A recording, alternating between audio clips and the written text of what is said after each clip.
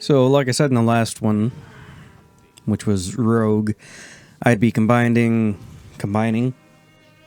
words, still sick, recording all the stuff pretty much the same day here. I'm going to be combining the pair games for the rest of this little project of mine.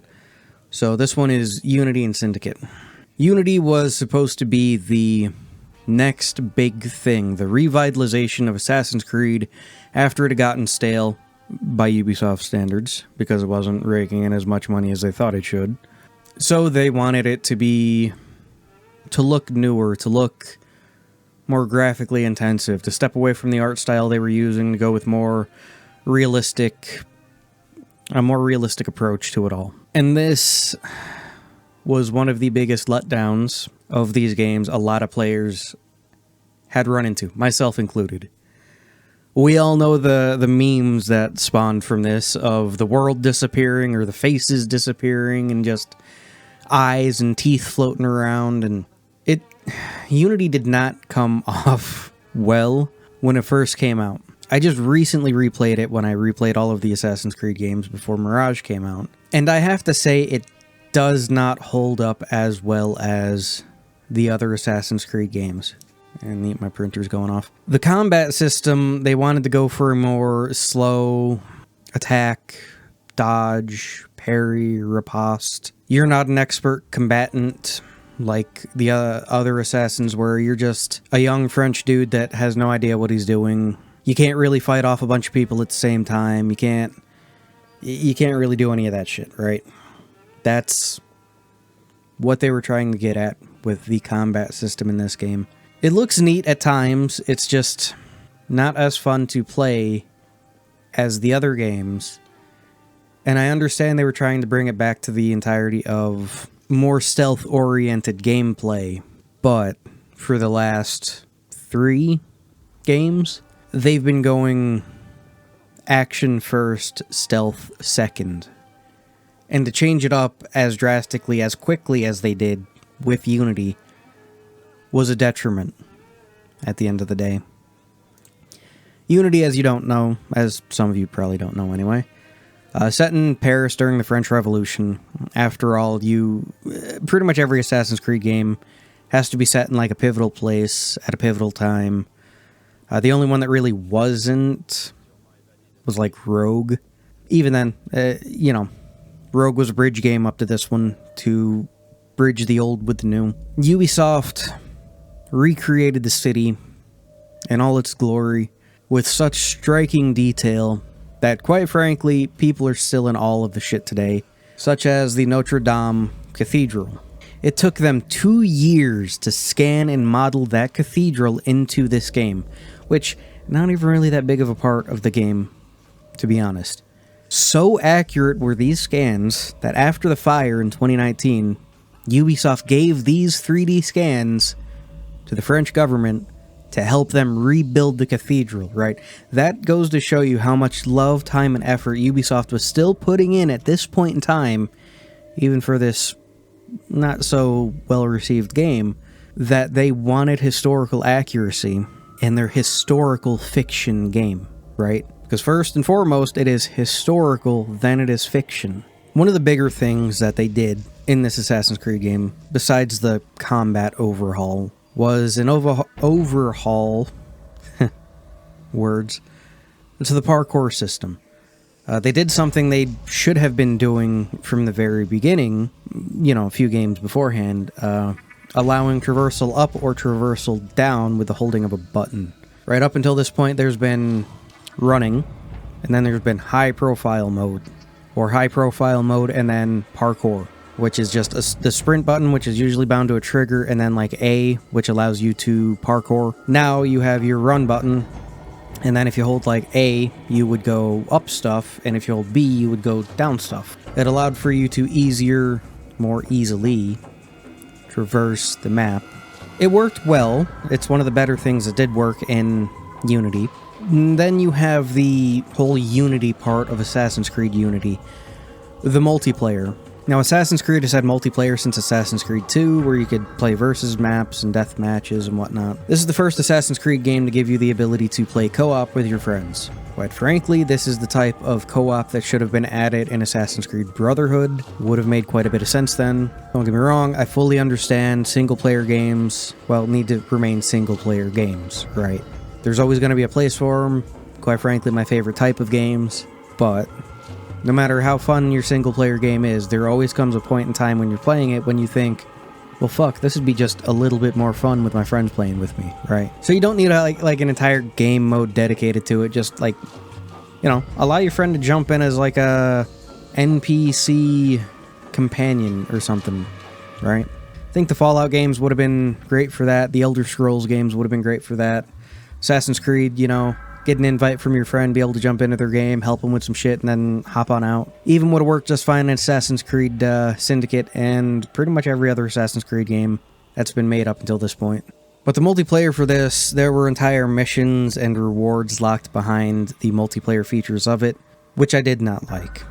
Don't lock shit behind walls like that to force people to play together with people they don't want to fucking play with, right? Especially in a game series that is like 6 or 7 games deep at this point, and it's all single player.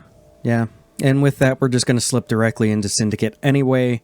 Victorian London, you know, in good industrial setting, dingy colors, coal smoke everywhere, giving way to the Victorian fashion that proliferates even still modern pop culture with the steampunk and other punk aesthetics out there.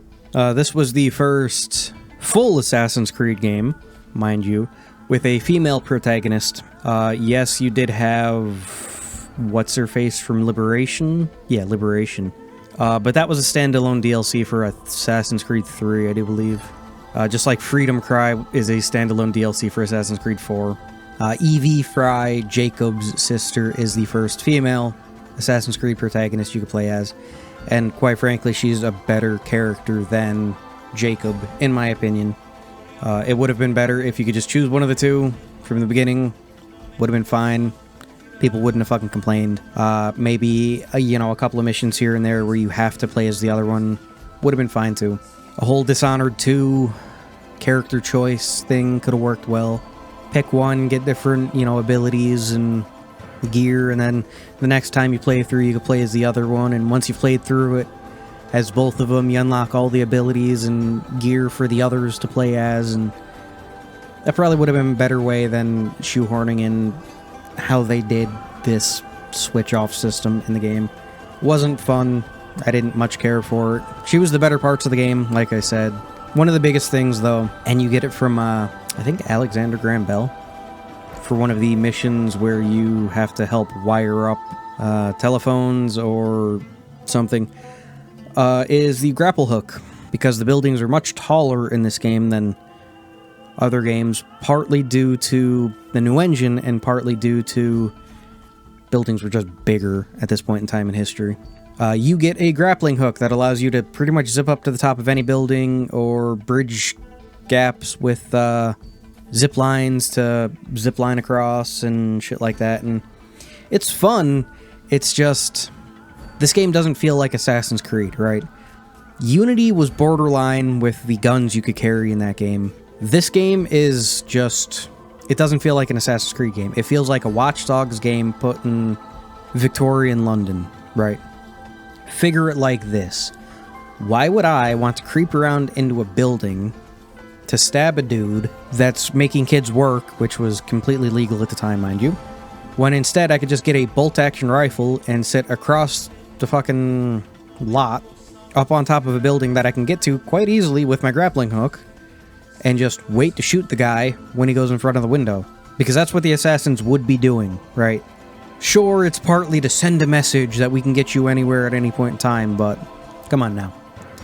You got firearms and stuff at this point. That would make the most sense. Just perch up somewhere, take a shot, take the guy out, and then move on.